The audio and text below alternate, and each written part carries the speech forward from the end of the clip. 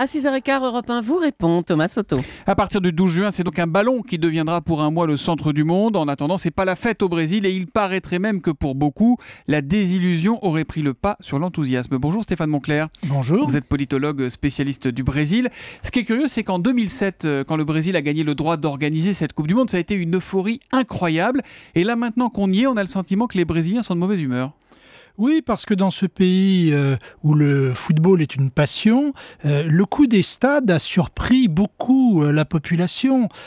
Il a augmenté de à peu près 30% au fil du temps. Et quand les Brésiliens se sont rendus compte que les stades, les 12 stades, ont coûté 12% du budget de la défense, ont coûté 33% du fameux programme Bolsa Famille, qui sont des allocations de ressources qui sont distribuées pour lutter contre la pauvreté. Ils se sont dit, peut-être qu'on aurait mieux fait d'utiliser cet argent à autre chose.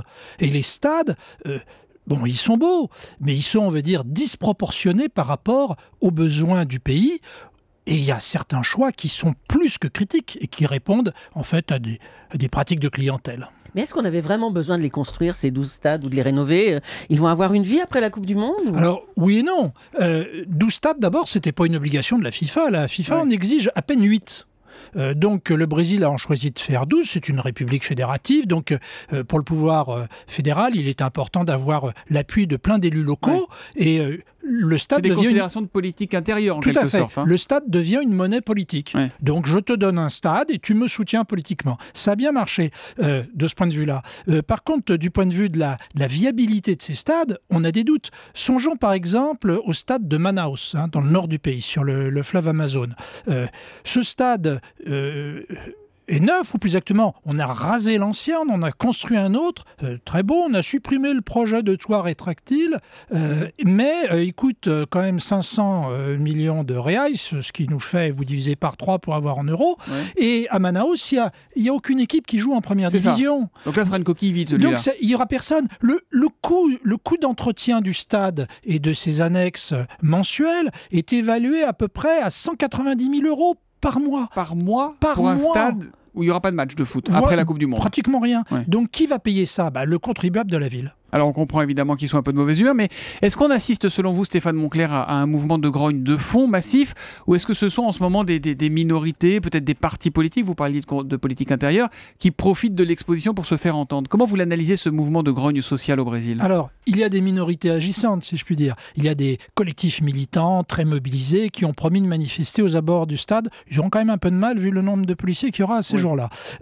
En revanche, la population est fatiguée, est excédé par l'inflation des produits alimentaires qui réduit son pouvoir d'achat.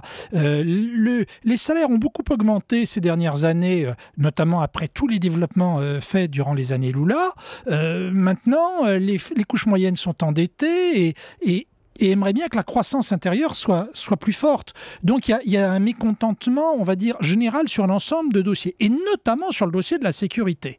Et cette coupe ne va pas être la coupe du peuple. Le prix des places est élevé. Songez donc que le salaire minimum au Brésil est de 235 €, l'équivalent de 235 € par mois. Bon, alors évidemment, il n'y a pas beaucoup de gens qui touchent un salaire minimum. La plupart en touchent minimum 1,5, 2, etc. Parce que l'échelle des salaires est très vaste au Brésil. C'est un pays où l'inégalité des ressources est parmi les plus élevées au monde.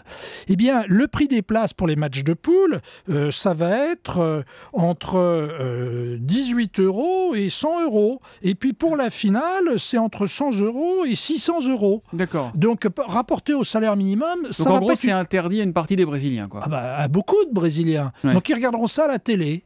Alors pour l'instant, l'enjeu sportif est en train, au fil des heures, de prendre l'ascendant. C'est-à-dire que autant ces derniers mois, c'était du mécontentement social, autant maintenant, ça y est, ils sont quasiment dedans. Ils sont avec les joueurs, car l'équipe nationale, c'est une passion. Mais en même temps, est-ce que ce que vous nous dites là, ça ne nous montre pas que le président Lula, puis celle qui lui a succédé, Dilma Rousseff, l'actuelle présidente, qui ont fait tous les deux de la lutte contre la pauvreté leur priorité absolue, ont échoué? C'est pas qu'ils ont échoué. Cette coupe, il fallait la faire. Il va y avoir des tas de retombées, des retombées en termes d'image, des retombées avec le tourisme. Il y a des aspects positifs. Combien de touristes attendus ? Les chiffres varient beaucoup et compte tenu des problèmes de sécurité qui sont apparus ces derniers temps, en tout cas dans la presse internationale, il y a peut-être des gens qui vont renoncer à voyager ou qui dépenseront moins.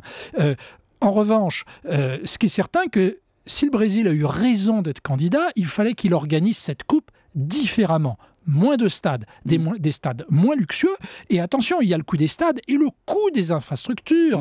Quand tout à l'heure... Oui, les routes, tout ce qu'il faut construire autour, qui n'est pas d'ailleurs pas forcément prêt, hein, visiblement. Tout à fait. Quand vous disiez tout à l'heure que ça coûte 10 milliards, ça coûte un petit peu moins d'euros.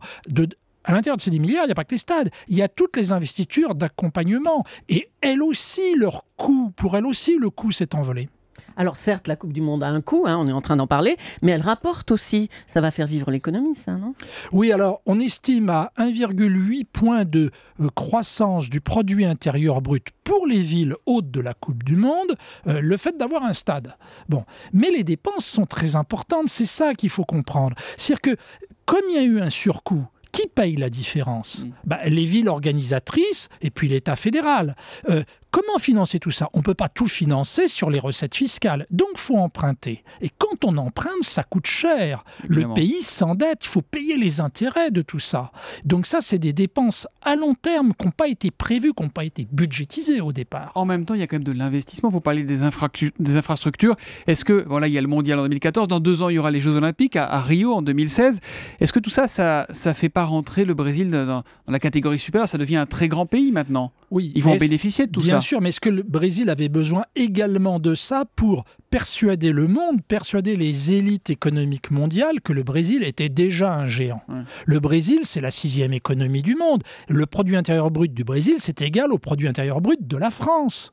Le Brésil, nous mangeons brésiliens très souvent du matin au soir sans même le savoir. Le poulet notamment. Le poulet, mais pas que le poulet, il y a des tas de choses. Donc, du point de vue, on va dire, du soft power, du point de vue de l'impact sur l'opinion publique, oui, les gens vont découvrir un pays qui se développe énormément. Dernière question rapidement, il y a selon vous un vrai risque de boycott du mondial par les Brésiliens ou la ferveur va prendre le pas sur l'événement ? Vous plaisantez. Les Brésiliens ont déjà acheté tous leurs maillots, vont être en jaune et vert pendant un mois. Bon, c'est bien noté. Merci Stéphane Moncler d'être venu en direct sur Europe 1 ce matin. Je rappelle que vous êtes politologue et maître de conférences en sciences politiques à la Sorbonne à Paris. Notez dès à présent que tout à l'heure à 7h45, c'est un des Brésiliens les plus aimés en France, Rai, champion du monde, qui sera mon invité pour l'interview Vérité d'Europe 1. Merci et bonne journée.